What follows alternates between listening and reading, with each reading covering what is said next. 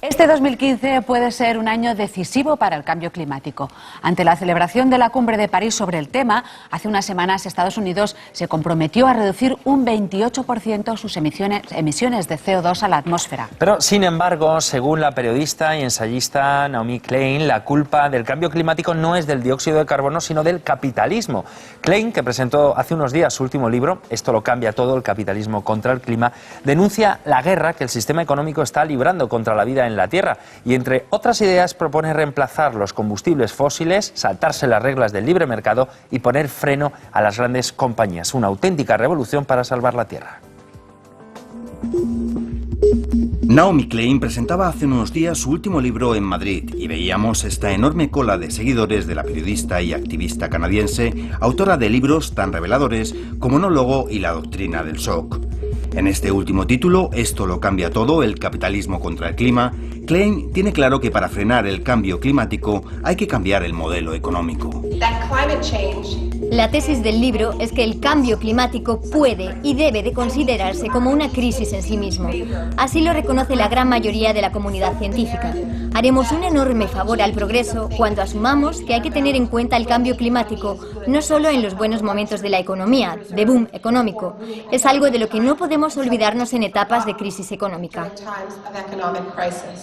Klein argumenta que los grandes cambios sociales de la humanidad se han desarrollado desde abajo. Así debe de ser la lucha contra el cambio climático, una auténtica revolución.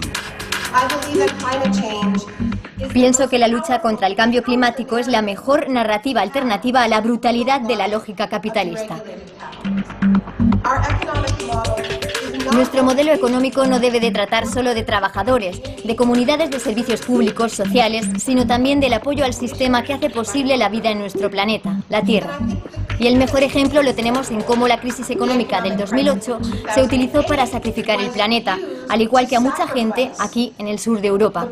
Klein afirma que la crisis económica se utilizó para atacar a las energías renovables, como se ha podido ver en España, y para desarrollar explotaciones de combustibles fósiles con técnicas tan cuestionables como el fracking. Y Klein recuerda que en el año 2008 Europa era líder en las políticas contra el cambio climático. Cuando hay compañías privadas que dominan el mercado energético, estas compañías ven a las energías renovables como una amenaza a su modelo de negocio. Cuando un ciudadano pone un panel solar en su tejado, se convierte en productor energético y en un competidor para estas compañías. Hemos oído hablar mucho de la transición energética alemana, protagonizada por cientos de ciudades cuyos ciudadanos, en referéndum, han votado a favor de que las compañías energéticas vuelvan a ser públicas. Curiosamente es lo contrario a lo que Alemania pide a un país como Grecia.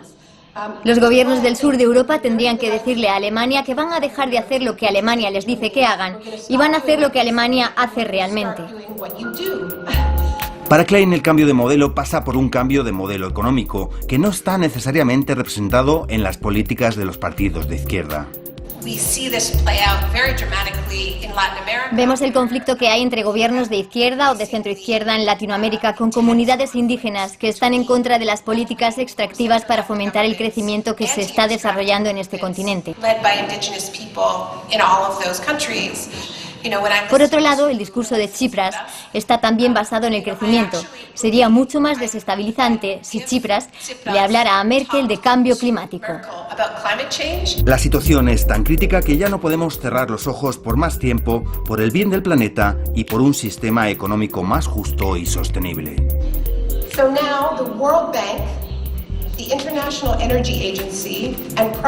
El Banco Mundial, la Agencia Internacional de la Energía y PricewaterhouseCoopers, no estoy hablando de radicales de izquierdas, dicen que un cambio de entre 4 y 6 grados modificará en todo nuestro entorno físico. Me preguntan y me piden que lo describa, pero no puedo porque los modelos climáticos colapsan con este aumento de temperatura.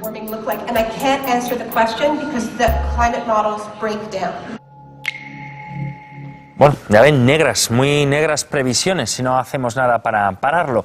Bien, se encuentran con nosotros 3 invitados que nos van a ayudar a clarificar este asunto. Se trata de Javier Martín Vidés, catedrático de Geografía Física de la Universidad de Barcelona, experto en climatología y coordinador del Grupo de Expertos en Cambio Climático de Cataluña. Muy buenas tardes, bienvenido. Buenas tardes. También nos acompaña Antonio Turiel, es científico del CSIC en el Instituto de Ciencias del Mar, estudioso de recursos naturales y sostenibilidad y presidente del Oil Crash Observatory. Bienvenido. Buenas tardes. Y saludamos por último a Emilio Ballester, es presidente de la Fundación Desarrollo Sostenible, que tiene, entre otras líneas de actuación, una vinculada a promover la desvinculación de los usuarios con las compañías eléctricas tradicionales a través de cortaloscables.com. Bienvenido. Hola, buenas tardes. Bueno, veíamos pendientes el reportaje. Una de las denuncias de Klein es que el fundamentalismo del libre mercado ha contribuido a sobrecalentar el planeta. Yo no sé qué opinión les merece a ustedes. Yo creo que es un acierto el análisis que hace, y fundamentalmente porque pone de manifiesto pues algunos de los problemas que en las últimas décadas pues se han ido planteando como elementos clave del cambio climático, desde la privatización del uso y la propiedad del agua hasta toda la cuestión energética como elemento, como causa del 80% de los problemas medioambientales, el uso de la tierra, la propiedad de la tierra, la producción de alimentos, del que hace un análisis que probablemente no descubre nada nuevo, pero sí lo pone encima de la mesa para a continuación hacer una aseveración importante, que es que el capitalismo es lo que está detrás de que no se pueda luchar contra el cambio climático. Es decir, la lógica del beneficio, la lógica del crecimiento en un planeta donde los recursos son limitados, es muy difícil que permita luchar contra eso. Y propone una acción, y es una acción ciudadana, además de analizarlo y de plantearlo. Seguimos escuchando. Porque el cambio climático va en serio, el calentamiento global. No tenemos dudas ya. El año pasado, en 2014, se presentó el último informe IPCC, que es como la Biblia del cambio climático. Y el planeta se está calentando por la emisión de esos gases de efecto invernadero. Lo hace a un ritmo desconocido en tiempos atrás y es el principal reto ambiental al que se enfrenta la humanidad en este siglo XXI. Pero claro, no es solamente un reto ambiental, es un reto de modelo, de crecimiento económico, de modelo energético. Tenemos aquella metáfora tan clara del cowboy y del astronauta. Todavía consideramos que el planeta está para conquistarlo, descubrirlo, explotarlo como el cowboy, porque es ilimitado y vivimos en un planeta pequeñito. Somos más astronautas que cowboys. ¿Y la causa, con respecto a la denuncia de Klein, es ese libre mercado? Bien, el capitalismo se basa en un consumo de recursos que son limitados, finitos, muchos de ellos fungibles, que se agotan, se acaban. Han de pensar quienes nos ven que el planeta tiene una circunferencia de solo 40.000 kilómetros. Todos en nuestro automóvil llevamos ya más de 40.000 kilómetros. Un coche con 40.000 kilómetros es un coche nuevo. Todos hemos dado ya más de una vuelta al planeta y pensamos que es un mundo ilimitado. No, estamos esquilmando los recursos y además generamos pues desechos, generamos gases contaminantes. Antonio. Bueno, la cuestión es que la lógica del crecimiento infinito, que es una parte intrínseca del capitalismo, porque en el capitalismo, al final lo que acaba caracterizando al capitalismo es que el capital, por el simple hecho de existir, tiene derecho a un pago, a una retribución, que es proporcional a cómo de grande es. Entonces, más grande es esta retribución. Y este crecimiento es muy rápido, es lo que los matemáticos dicen un crecimiento exponencial. Nos lleva a no poder poner freno, porque si no crecemos lo suficiente, no generamos ocupación. El sistema está montado así, pero si seguimos creciendo de esta manera, esquilmamos los recursos que tenemos, destrozamos cosas que son fundamentales para el sostenimiento de la vida en el planeta, como son el agua y el aire, y modificamos el balance radiactivo del planeta. El planeta se calienta más, modificamos el clima, y al final no somos capaces de vivir en él. Entonces, no es que esté descubriendo nada nuevo, tiene razón Emilio. El problema es que lo está poniendo de una forma muy directa, que normalmente no se plantea tan directamente. Pero claro, algo habrá que cambiar, ¿no? Porque los datos también son un poco escalofriantes, una subida de 4 a 6 grados. Bien, podríamos disminuirla un poquito. En ese último gran informe se entrevé que para finales de este siglo las proyecciones climáticas anuncian un aumento entre 1 y casi 4 grados centígrados, que es mucho. No lo parece, pero en un cómputo anual y para el conjunto del planeta es una elevación de la temperatura muy importante. ¿Por qué ese abanico entre 1 y casi 4? Porque depende mucho de lo que hagamos, de qué uso vamos a hacer de los combustibles fósiles, dependiendo de cómo actuemos los 7.300 millones de habitantes, 7.300 millones de habitantes, depende de cómo actuemos y los futuros, nuestros descendientes, así será el futuro climático del planeta. Tenemos ya una responsabilidad directa en el devenir de este planeta, de esta pequeña casa. Pero claro, ¿cómo luchar contra el cambio climático si la economía, como bien apuntabas, está basada en ese crecimiento continuo? Pues en realidad es que es el dilema que no somos capaces de resolver, y más que no ser capaces los trabajadores o los ciudadanos, los que no son capaces de resolverlo son nuestros representantes, porque lo que nadie se atreve a cuestionar, que es lo que está haciendo Naomi Klein directamente, son las bases últimas del sistema, que es el hecho de que en este sistema se premia al capital por existir, se le da una retribución. Y no es un cambio fácil. Es un cambio que implica pues, unos cambios de mentalidad muy grandes a nivel, sí, ciertamente, los ciudadanos, los modelos de movilidad, no pueden ser esta hipermovilidad que tenemos actualmente, no puede ser este hiperconsumo que tenemos actualmente, pero hay que buscar una manera también de organizar el sistema económico y productivo. Tenemos que producir lo adecuado, justo y siempre además intentando que las cosas cierren el ciclo de la manera mejor posible, que se recicle lo que se utiliza, que se utilice lo menos posible, que se contamine lo menos posible y en última instancia que sea sostenible. Esta palabra de que tanto repetirla parece que ha perdido contenido. Efectivamente, yo creo que, por poner un ejemplo conocido, yo creo que España es paradigmática un poco en cuál es la situación respecto, por ejemplo, al tema de la energía. Es decir, en España tenemos un sistema eléctrico absolutamente sobredimensionado y además tenemos una moratoria en las energías renovables que impide que podamos producir y aprovechar las energías autóctonas que tenemos, manteniendo una dependencia del exterior del 80% respecto de combustibles fósiles. Es decir, y por contra, pues tenemos unas compañías eléctricas que son las que más beneficios tienen de toda Europa, en un país donde la factura eléctrica es la más alta de la Europa continental y donde constantemente está creciendo la pobreza energética como algo que de alguna forma manifiesta el expolio a los bolsillos de los españoles que se está produciendo con esa factura constantemente y además reiteradamente. Frente a eso, pues las energías renovables, que España en el 2008 pues fue la primera potencia mundial en energía solar, pues por ejemplo ha perdido todos los posicionamientos que tenía. Todas las empresas españolas, la inmensa mayoría, han tenido que salir fuera de España a trabajar, a exportar el conocimiento, el saber hacer y la tecnología que aquí se desarrolló, y curiosamente España está perdiendo pues esa posibilidad de aportar, yo creo que una importante contribución a la lucha contra el cambio climático y a la generación mediante energías renovables, que es uno de los fundamentos de lo que podría ser un desarrollo más sostenible, entendiendo que estamos utilizando recursos propios, estamos utilizando la energía que tenemos día a día al alcance de nuestra mano. ¿Por qué está ocurriendo esto? Bueno, estamos quemando desde el inicio de la revolución industrial carbón, en un principio muy barato, pues petróleo, gas natural. Y de esa quema obtenemos energía muy útil para nuestras necesidades, nuestro desarrollo, pero al mismo tiempo hay un gas, el famoso CO2, las burbujas de una bebida carbónica o de la cerveza que se escapan a la atmósfera y atrapan, por decirlo así, la emisión de energía de la Tierra y el planeta se va calentando. Retomando las palabras de Antonio, hay que reducir aquellas 3 R's famosas de reducir, reutilizar y reciclar. La naturaleza nos da un ejemplo, está reciclando continuamente, cae la hoja caduca, se recicla y vuelve a aparecer la hoja verde, ¿no? Pero yo diría que hay que dar un paso más, no solamente las 3 R's, que están muy bien, sino diríamos que 3 síes. Sería implicarse de una forma muy activa, implicarse incluso eligiendo la opción política, si la hubiere, que apuesta de una forma más decidida por intentar resolver el problema, innovar. Y ahí los jóvenes tienen la palabra porque hay una capacidad innata en la juventud para innovar y luego imaginar cómo vamos a alcanzar un futuro mejor si no nos lo imaginamos, ¿no? Diría que de las 3 R's a las 3 síes. Bueno, claro, desde que se habla de cambio climático, las emisiones, según datos, han aumentado en un 60%. Sí, no, incluso cuando ha empezado la crisis las emisiones han llegado a aumentar a ritmos alarmantemente grandes. ¿Pero por qué?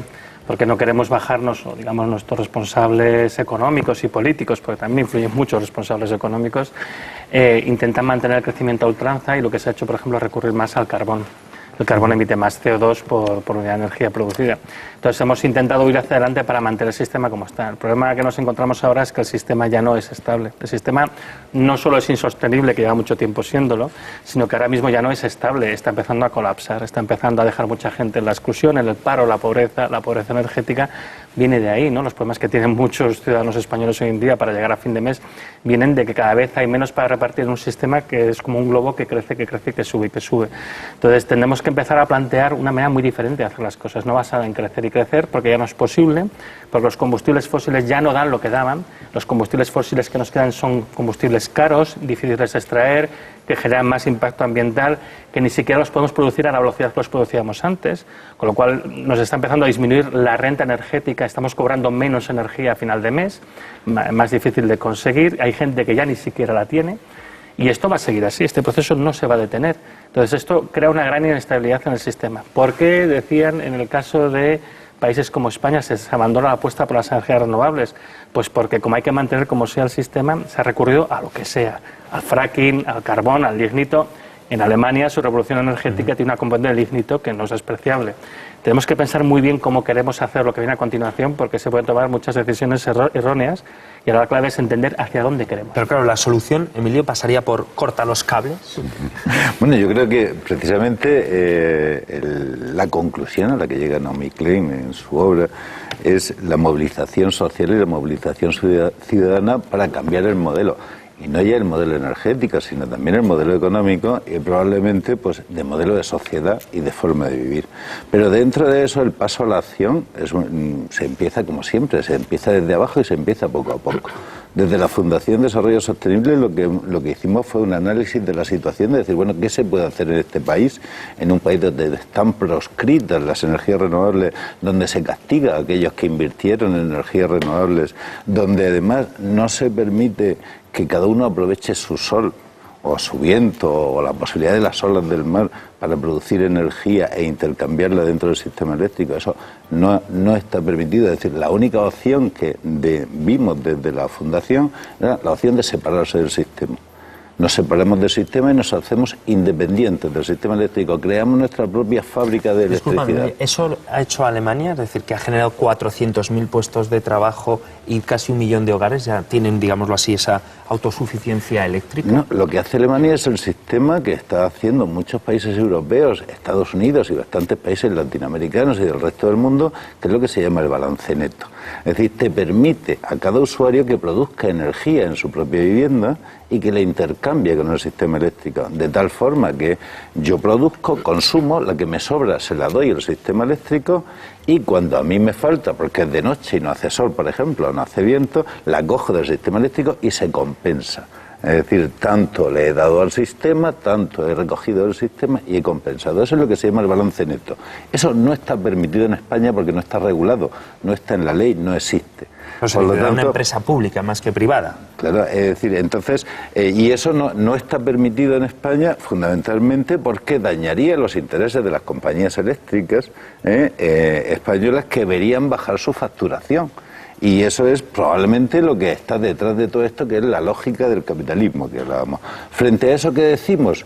Pues la única opción que nos deja el sistema eléctrico, el gobierno de España y las compañías eléctricas, es separarnos del sistema y crear nuestra propia fábrica de electricidad. Y decimos, la tecnología lo permite, los recursos renovables, el sol de España lo permite, la capacidad de ser autosuficiente y además de forma automática, es decir, no dependiendo de que en nuestra fábrica de electricidad tengamos que estar pendiente de ella, sino que va a funcionar todo de forma automática. La tecnología, las empresas, el saber hacer todo eso existe, por lo tanto solo nos falta dar el paso, y el paso es cortar los cables. Claro, muchos intereses en el sector de la energía. Yo aquí estoy siendo bastante de Emilio, ¿no? La electricidad es una parte importante de la energía que consumimos, pero solo es la quinta parte de toda la energía que consumimos. Hay 4/5 partes que no son electricidad y que son difíciles de electrificar. Alguna parte puede ser que ni siquiera sea electrificable. Y yo creo que el problema va más allá. Además, yo el tema de cortar los cables me parece que está muy bien como método de protesta, pero evidentemente es una forma poco eficiente de hacer las cosas. Yo creo que más bien tenemos que diseñar cuál es el sistema del futuro. Entonces, el sistema del futuro implica, en primer lugar, rediseñar el propio sistema económico, que no se base en el crecimiento, ¿no?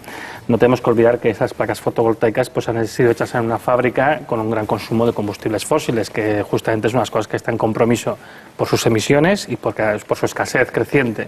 Entonces, yo creo que tenemos que decidir de los recursos que tenemos ahora, teniendo en cuenta el impacto que tendrán los residuos de los recursos que consumamos ahora, ¿qué es lo que queremos hacer? Requiere un tipo de planificación a la que no estamos acostumbrados.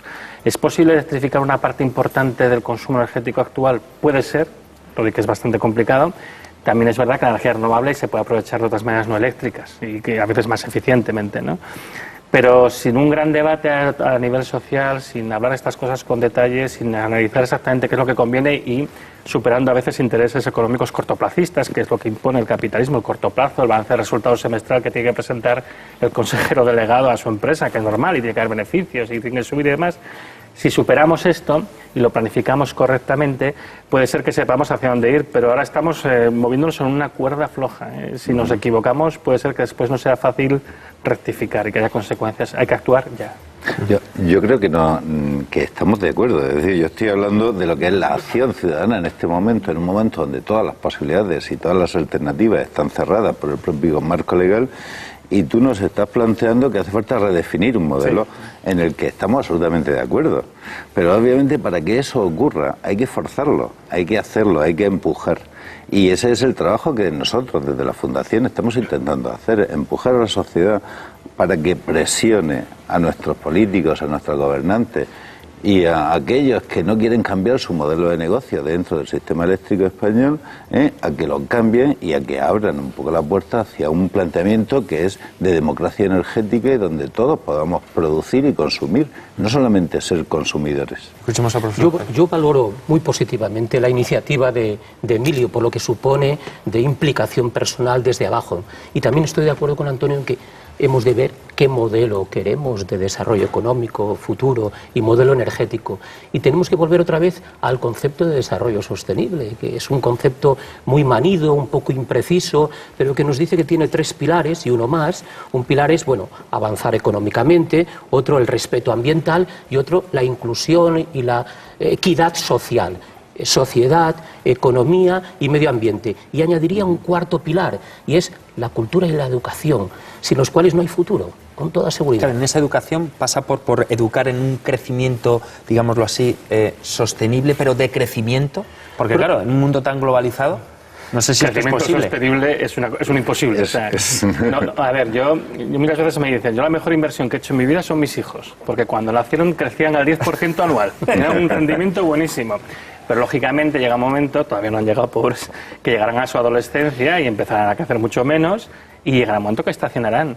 Es que lo que no sabemos es estacionar. O sea, estamos en un sistema económico adolescente que está en una crisis de madurez. Tiene que aprender a estacionar, a quedarse tranquilo, a poder dar trabajo digno a todo el mundo, a poder ser equitativo sin necesidad de dar crecimiento. No lo sabemos hacer. No es también un problema de maldad, es un problema de no saberlo hacer, pero tenemos que intentar aprenderlo porque es que los problemas que tenemos, los que estamos hablando, no pueden esperar más. Y se sabe de sociedades anteriores a la nuestra que han colapsado por no ser capaces de gestionar problemas semejantes a los que tenemos ahora. Pues lo primero es ser humilde, reconocer que tenemos un problema gordo e intentar afrontarlo igual. ¿Pero ya es posible ese de crecimiento sostenible en un mundo tan globalizado? Yo creo que más que crecimiento, de crecimiento es el desarrollo. Tenemos que llegar a un estado estacionario, un estado en el que nos mantengamos, que puede ser inferior al actual, o puede ser superior, o puede ser igual. Eso no es lo importante. Claro. Lo importante es que sea estacionario. Yo creo que hay un concepto básico, que es la eficiencia. Es decir, si somos más eficientes en todo lo que hacemos, necesitaremos consumir menos recursos. Si somos eficientes en la reutilización, en las 3 R's y en las 3 I, que decía Javier hace un momento, es decir, el trabajar sobre eso y el trabajar eliminando lo superfluo, siendo el ahorro y la eficiencia energética en el caso del sistema eléctrico. Es decir, es curioso que en España, y sigo poniendo ejemplos de aquí, es decir, lo que se ha hecho ha sido subir la parte fija del recibo, con lo cual cada kilovatio hora nos sigue costando más caro y nuestra factura es más cara aunque consumamos menos. Es una forma de predicar justo lo contrario, es decir, no vamos a ahorrar energía, sino que vamos a derrochar porque vamos a seguir pagando más, hagamos lo que hagamos. Es decir, que la lógica tiene un sentido común y una forma de verla que obviamente es la que tenemos que trabajar en ella. En el sistema capitalista, de todas maneras, el consumo de energía siempre tiene valor económico. Entonces no sirve ahorrar energía porque gastando más energía se produce más output económico. No solo hace falta tener ahorro y eficiencia, hace falta cambiar el sistema económico. Sí, es cambiar la idea. Desarrollarse como personas y como humanidad no es consumir más, no es quemar más recursos, no, hay que quitar esa idea. Bueno, pues con este mensaje concluimos. Muchísimas gracias a los tres por la visita y mucha suerte. Ánimo.